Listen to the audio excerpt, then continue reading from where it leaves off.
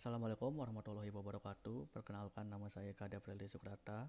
Saya mahasiswa Universitas Negeri Surabaya dari jurusan Teknik Informatika dengan NIM 23051204 Pada video kali ini saya akan menjelaskan tentang media penyimpanan. Dan di video kali ini akan dibagi menjadi 5 bagian. Yang pertama itu ada pengertian, klasifikasi, network attached storage, host attached storage, dan RAID. Yang pertama ada pengertian. Media penyimpanan merupakan perangkat fisik atau bahan yang digunakan untuk menyimpan data dalam komputer dan perangkat digital lainnya. Terdapat beberapa jenis penyimpanan yang memiliki karakteristiknya, kelebihan, dan kekurangannya masing-masing. Berikut adalah beberapa media penyimpanan yang sering digunakan, yaitu HDD, hard disk drive, SSD, solid state drive, optical disk, flash drive, magnetic tape, dan cloud storage. Untuk contoh nomor 3 dan 5 itu sudah mulai jarang digunakan dan hanya digunakan pada komputer-komputer lawas seperti itu. Selanjutnya, pada bagian 2 kita akan membahas tentang klasifikasi dari media penyimpanan. Pertama, kita akan mengklasifikasikan hard disk drive atau HDD berdasarkan portnya. Yang pertama ada IDE, Integrated Drive Electronic. IDE merupakan antarmuka standar untuk menghubungkan perangkat penyimpanan komputer pada zamannya, pada awal-awal. Kabel IDE berukuran lebar dan datar dengan 40 atau 80 pin. Contohnya contohnya tersebut adalah pada gambar di samping. Setelah itu ada ATA atau ATA yang merupakan singkatan dari Advanced Technology Attachment. ATA merupakan perkembangan dari IDE yang memiliki standar yang lebih luas. Mohon maaf, ada beberapa tipe. Kabel ATA mirip dengan kabel IDE, berukuran lebar dan datar dengan 40 sampai 80 pin. Contohnya adalah gambar di samping. Selanjutnya ada SATA, serial ATA. SATA merupakan hasil pengembangan dari lanjutan dari IDE dan ATA yang menjadi antarmuka yang paling umum digunakan untuk HDD maupun SSD sampai saat ini. Kabel SATA berukuran tipis dengan konektor 7 pin. Selanjutnya ada SCSI, Small Computer System Interface, mohon maaf. SCSI merupakan antarmuka berkinerja tinggi yang digunakan terutama di server dan lingkungan perusahaan. Kabel SCSI berukuran seperti kabel pada umumnya, dengan port yang berbentuk persegi panjang dengan pin 68 atau 80 pin, seperti itu. Contohnya ada di samping. Selanjutnya ada SAS, Serial Attached Bus. SAS merupakan perkembangan dari SCSI dengan transfer data yang lebih cepat dan sering digunakan untuk perusahaan. Kabel SAS berukuran kecil tipis dengan port yang berisi 22 pin. Selanjutnya ada Firewire yang memiliki kode IEEE 1394. Firewire merupakan koneksi antarmuka yang sering digunakan untuk profesional dalam bidang audio dan video. Kabel Firewire memiliki bentuknya masing-masing sesuai dengan versinya. Selanjutnya kita akan mengklasifikasikan SSD berdasarkan portnya. Yang pertama ada SATA, sama seperti dalam HDD sebelumnya. SATA merupakan hasil pengembangan dari IDE dan ATA yang menjadi antarmuka yang paling sering digunakan pada HDD maupun SSD. Kabel konektornya berukuran tipis dengan 7 pin. Selanjutnya ada mSATA atau mini SATA. Mini SATA merupakan versi form factor atau versi yang lebih kecil dan standar antarmuka yang dibuat untuk ultrabook dan tablet karena memiliki ukuran yang lebih kecil seperti itu. Selanjutnya ada M.2 SATA atau serial ATA. M.2 SATA merupakan sebuah standar form factor antarmuka untuk SSD yang menggunakan SATA protokol antarmuka. M.2 SSD menggunakan M.2 sebagai penghubungnya yang dapat memberikan transfer data yang lebih cepat daripada SATA SSD biasanya. Nah, M.2 ini biasanya dia itu sudah terhubung langsung dengan motherboard dan biasanya diposisikan lebih dekat dengan CPU sehingga CPU dapat mengakses lebih cepat daripada menggunakan kabel seperti itu. Yang contohnya itu ya seperti SATA, sedangkan ini adalah contohnya jika dibandingkan dengan M.2 SATA seperti itu. Selanjutnya ada NVMe, Non-Volatile Memory Express. NVMe merupakan protokol komunikasi sebenarnya yang dibuat spesifik untuk SSD dalam memanfaatkan NAND. NVMe SSD akan terhubung melalui PCIe yang meningkatkan transfer data secara signifikan. Nah, PCIe ini menjadi bagian yang paling mendorong kecepatan transfer data dalam NVMe SSD ini, karena PCIe ini merupakan, jika diberikan perumpamaan, itu seperti jalan tol dari antara CPU dengan NVMe SSD tersebut, seperti itu. Jadi ukuran busnya itu jauh lebih besar daripada M.2 maupun yang lainnya, seperti itu.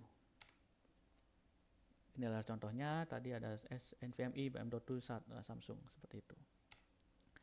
Selanjutnya terdapat beberapa tambahan yang saya akan isikan, apa itu perbedaan antara HDD, SSHD, SSD, dan NVMe. HDD menggunakan teknologi penyimpanan magnetik untuk menyimpan data di dalam platter yang berputar. Harga per gigabyte-nya paling murah di antara yang lainnya, namun lebih lambat dari SSD dan NVMe. Selanjutnya itu ada SSHD, menggunakan teknologi penyimpanan magnetik untuk menyimpan data di platter yang berputar dan NAND flash yang ada di dalam SSD. Jadi SSHD ini adalah gabungan antara HDD dan SSD, seperti itu. SSD memberikan balance antara kapasitas dan performa yang diinginkan. Selanjutnya, SSD menggunakan NAND flash memory untuk menyimpan data yang membuat kecepatan akses dan data transfernya jauh lebih cepat dibandingkan HDD. Memiliki harga yang lebih mahal dari HDD, namun lebih hemat energi karena tidak ada bagian yang bergerak, seperti itu. Tersedia dalam beberapa port yang mendukung SSD, seperti yang sudah saya jelaskan pada bagian sebelumnya. Selanjutnya ada NVMe, menggunakan protokol komunikasi untuk memanfaatkan NAND flash memory untuk lebih maksimal dan menggunakan PCIe untuk koneksinya. Jauh lebih cepat daripada HDD dan SSD, namun memiliki harga yang jauh lebih mahal daripada yang lainnya, seperti itu. Selanjutnya ada apa itu HD SAS, Serial Attached Bus. HDD SAS biasanya digunakan untuk lingkungan perusahaan karena performanya yang tinggi, yang juga memiliki reliabilitas yang tinggi karena memiliki error correction and detection dan mekanisme perlindungan data yang baik. HDD SAS memiliki skalabilitas yang baik karena SAS mengizinkan penghubungan beberapa HDD menjadi satu, melalui satu controller, atau bisa dibilangnya RAID, seperti itu. Perbedaan flash disk USB V1, V2, dan V3. Flash disk 1.0 dirilis pada Januari 1996 untuk versi satunya, dan versi 1.1-nya pada September pada tahun yang sama. Versi 1.0 memiliki spesifikasi seperti kecepatan data rata-rata sebesar 1,5 megabit per second untuk low bandwidth dan 12 megabit per second untuk full bandwidth. Pada versi 1.1 tidak terdapat perbedaan dalam kecepatan rata-rata, namun diberikan tambahan fitur yang mana flash disk itu dapat diperpanjang dan dapat digunakan pada USB hub. Selanjutnya, flash disk 2.0 dirilis pada April tahun 2000, bandwidth bertambah besar hingga 450 megabit per second. Dan ditambahkan beberapa kemampuan untuk mencharge baterai dan beberapa kemampuan lainnya. Untuk flash disk 3.0 dirilis pada tahun 2007, kecepatan transfernya mencapai 5 GB per second, memiliki kelebihan dalam backward compatible dengan USB 2. Namun akan berjalan pada kecepatan 2.0 saat terhubung dengan USB 2.0. Jadi jika kita memiliki USB 3.0 dan kita tancapkan di USB itu di port USB 2.0, akan tetap berjalan namun dengan kecepatan 2.0. Jadi itu yang disebut dengan backwards compatible, seperti itu. Oke, untuk bagian 2 sudah selesai. Kita akan menjelaskan tentang Network Attached Storage. Network Attached Storage atau NAS merupakan perangkat penyimpanan yang terkoneksi melalui sebuah jaringan dan menyediakan layanan penyimpanan dan pengambilan file ke perangkat lain melalui atau di jaringan. User mengakses NAS melalui RPC atau Remote Procedure Call seperti NFS untuk pengguna OS Unix dan CIFS untuk pengguna Windows. Unit NAS biasanya diimplementasikan sebuah RAID dengan software yang mengimplementasikan interface RPC. NAS berfungsi sebagai penyimpanan hash.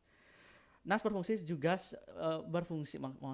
NAS berfungsi mirip seperti penyimpanan hash namun melalui jaringan.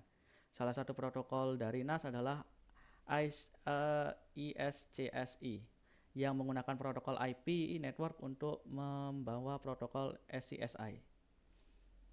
Di samping kanan adalah contoh diagram dari NAS itu sendiri. Jadi data dari klien itu akan melalui LAN, Ethernet switch, dan itu akan disimpan di NAS storage server. Dan juga data tersebut akan bisa diproses melalui server seperti itu. Ini contoh diagram lainnya. Dan ini adalah contoh produknya yang berasal dari merek Ugreen. Selanjutnya pada bagian 4 kita akan membahas tentang host attached storage.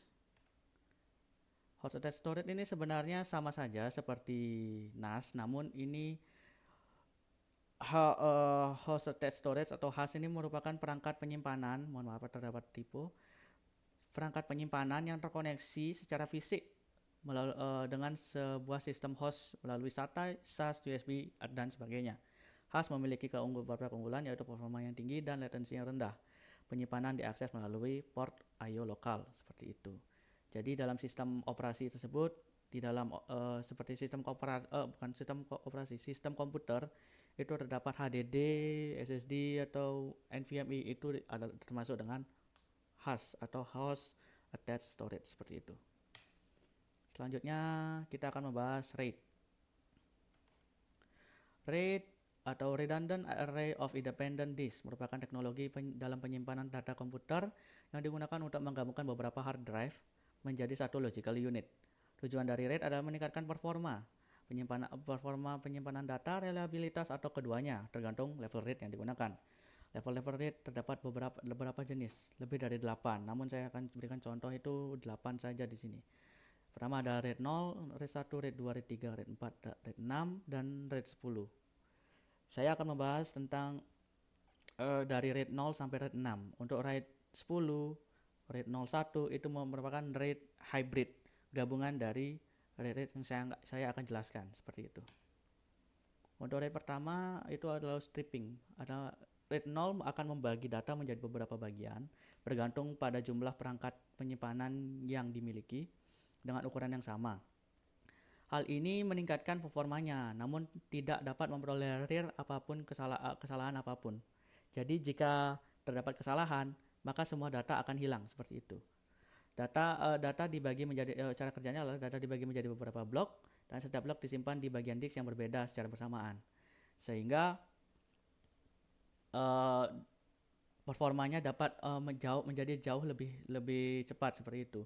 Sebagai contoh ini ada 8 blok, itu dari satu data kita dibagi menjadi 8 blok dan itu kita bagi tugas seperti itu. Jadinya satu bagian itu menyimpan 4, satu bagian menyimpan 4. Dan itu jika dilogikakan maka prosesnya itu akan jauh lebih cepat jika dibandingkan menyimpan satu data itu tidak dibagi-bagi dan dimasukkan ke dalam satu drive saja seperti itu. Selanjutnya itu ada RAID 1 atau mirroring. RAID 1 adalah akan menduplikasi data pada 2 atau lebih disk untuk memberikan redundancy. Cara kerjanya, setiap disk dalam RAID 1 berisi salinan data identik. Jika salah satu disk gagal, maka data masih dapat diakses dari disk yang tersisa. RAID 1 menawarkan toleransi terhadap kesalahan tetapi tidak meningkatkan performa. Seperti itu. RAID 2 menggunakan stripping pada tingkat bit di beberapa disk dan menambahkan error correcting code atau ECC ke setiap disk untuk mendeteksi dan memperbaiki kesalahan. Cara kerjanya, data akan dibagi menjadi beberapa bit dan diuraikan pada beberapa disk. Dengan bit ECC disimpan pada disk tambahan. Hal ini memungkinkan kecepatan data transfer tinggi dan koreksi kesalahan. Namun RAID 2 jarang digunakan karena rumit dan membutuhkan jumlah disk yang besar serta kurang praktis untuk sebagian aplikasi. Diagramnya bisa dilihat di kanan, di mana itu terdapat 4 disk yang digunakan untuk menyimpan datanya dan isi-isinya disimpan di disk 5 sampai disk 7. RAID 3, tujuan dari RAID 3 hampir sama dengan RAID 2. Perbedaannya dengan RAID 2 adalah pada RAID 3 memerlukan sebuah disk sebagai disk redundant. Disk redundant ini bertugas sebagai pengganti dari isi-isi. Cara kerjanya, data akan dibagi menjadi byte, diuraikan pada beberapa disk dengan satu disk menjadi redundant untuk menyimpan informasi paritas. Jika sebuah disk gagal, maka data dapat direkonstruksi menggunakan informasi paritas yang ada di disk redundantnya. RAID 3 menawarkan kinerja yang baik dalam transfer data berukuran besar, tetapi kurang efisien untuk akses acak. RAID 4, share parity. RAID 4 mirip dengan RAID 3 namun menggunakan stripping atau penguraian dalam level block.